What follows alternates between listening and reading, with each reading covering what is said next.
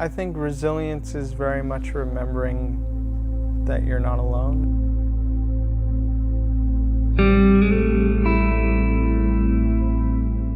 I grew up in a very small neighborhood. I grew up on a farm, a fruit farm in Niagara-on-the-Lake. I have a twin brother, my mom and my dad, and my dog as well. It was a pretty, idyllic upbringing, very white, very sometimes boring, but very carefree. My brother and I were both born premature. Due to some complications, we're born with spastic cerebral palsy, which basically it's a neurological disorder that affects brain functioning, specifically for us to our legs. The doctor, the surgeon that I was seeing, basically recommended that I go through these surgeries to help with puberty. It would be a lot more difficult because essentially as you're growing with CP, the signals to your muscles to basically relax as your body grows, as your bones grow, your muscles don't do that. They tense up, they stay tense. So it results in a lot of chronic pain. I started when I was 13 in grade 8. I had my left leg done first. They did what's called a femoral osteotomy, where they basically cut your femur and they twist it out, because essentially when you have CP, because your signals aren't transmitting to your muscles right, when you stand up or anything, after a while you get really tired, and then other parts of your body start to overcompensate to keep you up. What they did was they lengthened all my muscles. They put an artificial arch in my foot because I have flat feet.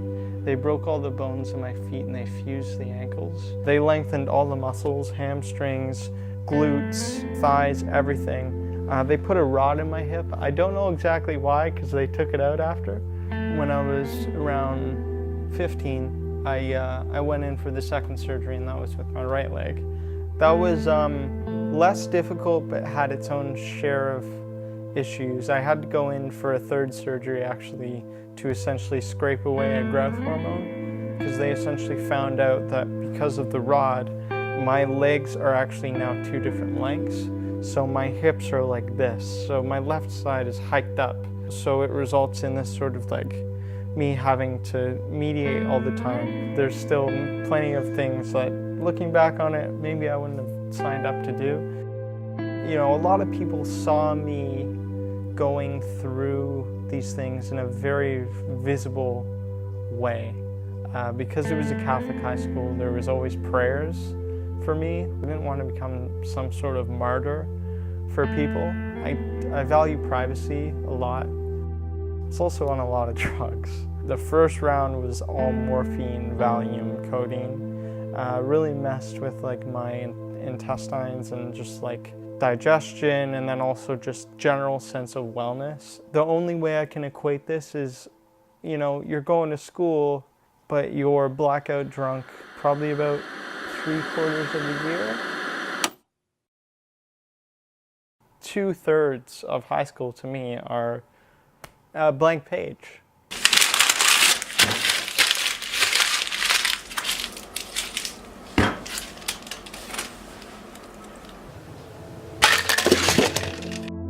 I lost a lot of weight from all these drugs, and then I got off of these painkillers, and I started going to the gym.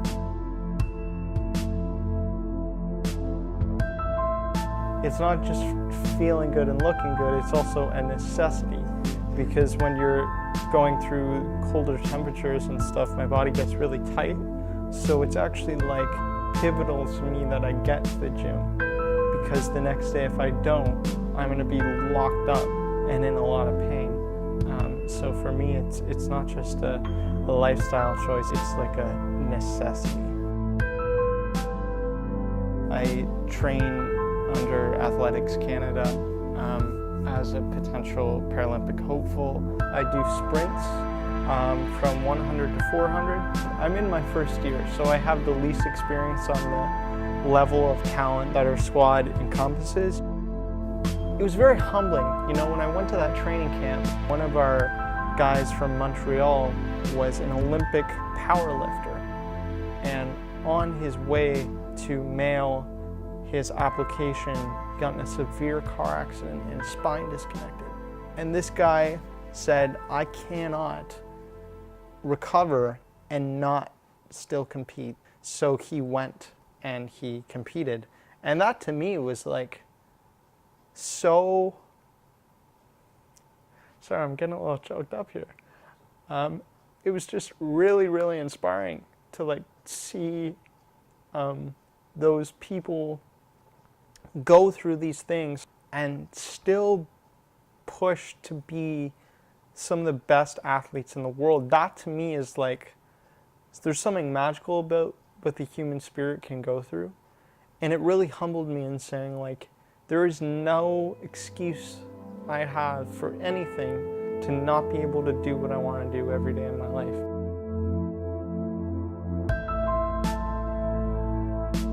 My name is Daniel Goodman, and I'm 22 years old. I'm focusing on finishing university. I'm studying communications and design and professional writing at U of T, the Mississauga campus. When I'm not doing that, being a freelance creative, if you will, in the fashion, film, and music industry. You can't have joy and happiness and all these things without the other.